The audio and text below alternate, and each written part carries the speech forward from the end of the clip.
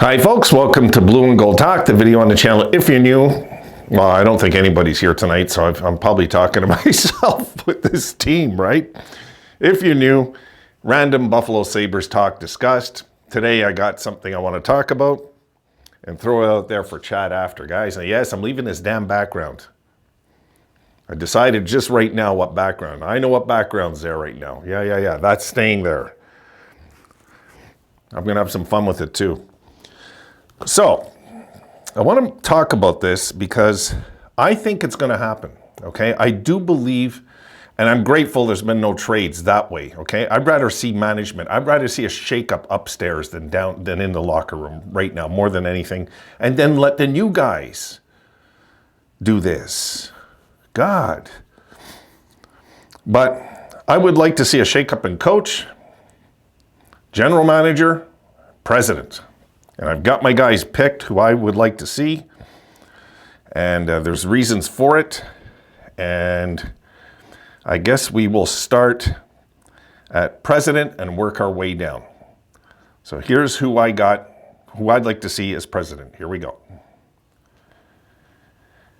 Scotty Bowman's in his 90s. I know it, but folks, he's still a sharp knife. He is not, this guy knows his hockey. I was watching him in interviews.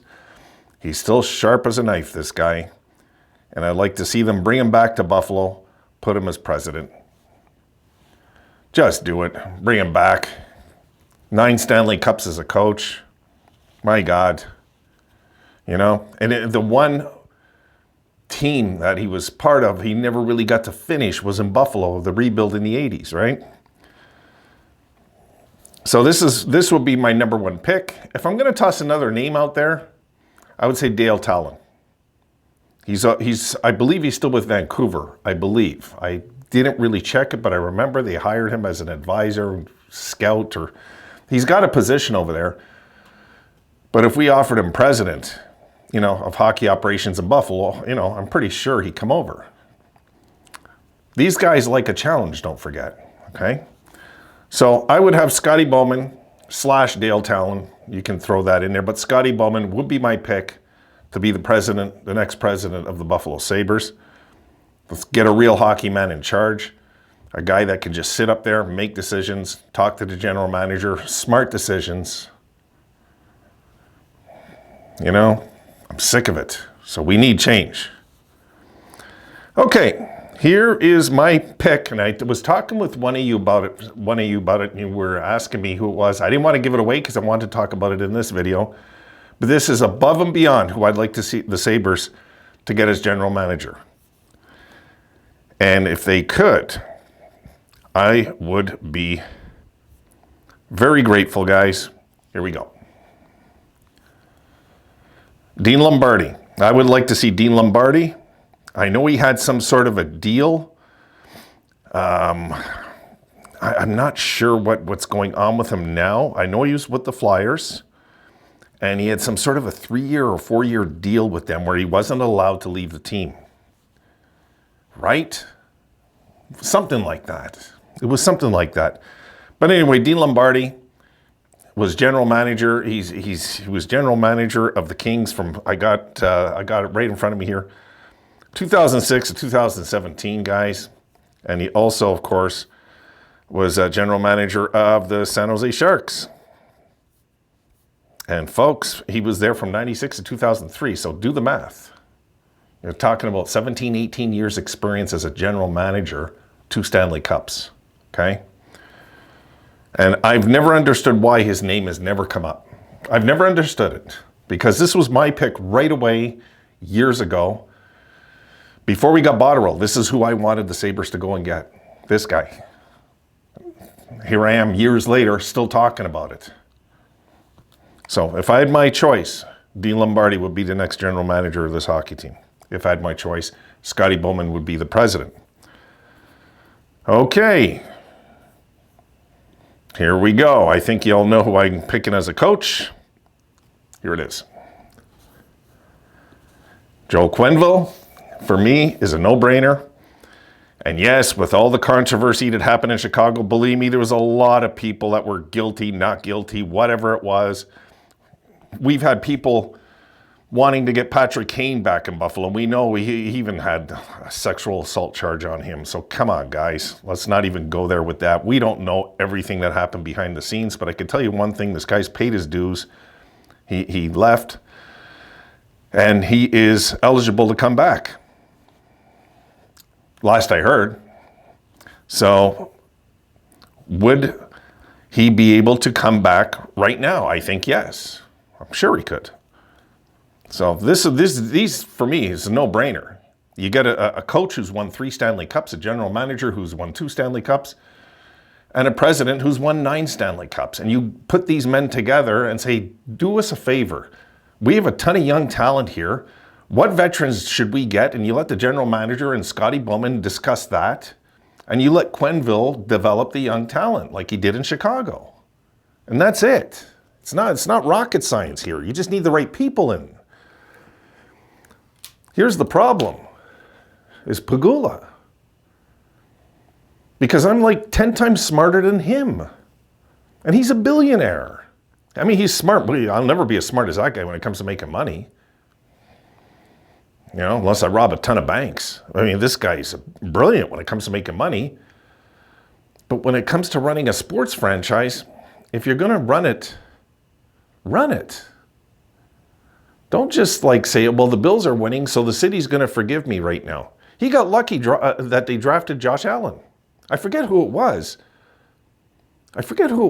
But do you guys remember how Bills fans were upset they drafted Josh Allen? Do you remember that years ago, guys? There was another quarterback. I can't remember his name. I just don't remember. I don't even think he's around. I forget his name. I don't follow football as closely as hockey. I follow it. It's my second favorite sport. But for me, it's a no-brainer, guys. That, you know, if you got a lot of good pieces on the Sabres, a lot of good talent here. There's a ton of raw, young, undisciplined talent, and all you got to do is break them down and build them back up. Okay, you get a guy like him. You get Quenneville in. How do you calculate that? At what point on the draft you must and cannot meet? Yet I must what I cannot. The Los Angeles Kings connection, who kind of dominated that decade, right? Both those guys, in a way. And Scotty Bowman has been dominant everywhere. The guy's won cups everywhere. So if we could, guys, do something to this effect, just something close to this, I'll be thrilled. Do I think this will happen? No. I wish it would. But the truth is, us armchair general managers know more than the owner. A lot of you are going to say, oh yeah, these are great ideas. Yeah. Problem is, we have an owner who thinks that keeping Kevin Adams and giving speeches in Montreal is the way to go. This is what's going on, guys. Okay? Now, I'm grateful to Pegula that he bought the team. Okay, hear me out. I'm grateful because I like stability. I like an owner that I know will never move them, ever. I love the fact he loves the team. Okay, I just wish somebody had the guts to say to him, shut the fuck up. You know, if somebody could just tell him that, like, shut the fuck up, Terry. You don't know what you're talking about. You know, this is what we need. And if you get guys like this in here, I don't think Pegula is going to try and mess with these kind of guys. There's no way that these guys are going to be ass kisses to him because they're too experienced in winning. They don't need to be. None of these three need to be with Pegula, you know? What they need to do is tell him to shut up. Let us do our job and get the hell out of here. You know?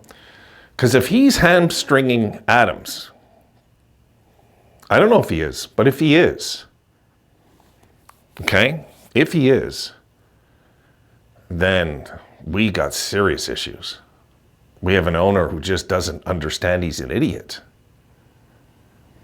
So, is that what's going on? I don't know, guys. I don't know for sure.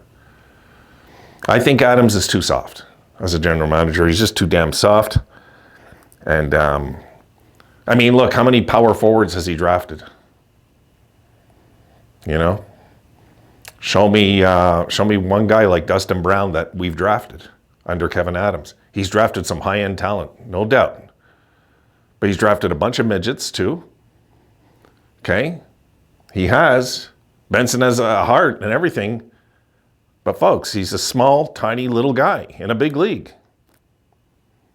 He's not going to be able to always have his way out there. Eventually, you get your head clocked out there. It's a big league. We've got to get some mean bruisers on this team. I've been saying it forever, so I don't even want to go there. This is old hat at this point. If I start talking about that, God, I'll be doing a 30 goddamn minute video. No, I don't want to do that tonight. But I can tell you that if we would have been a little smarter in the draft, in the second round and so on, and go after the guys that are high-end hitters. Because the scouts know who's physical. Okay?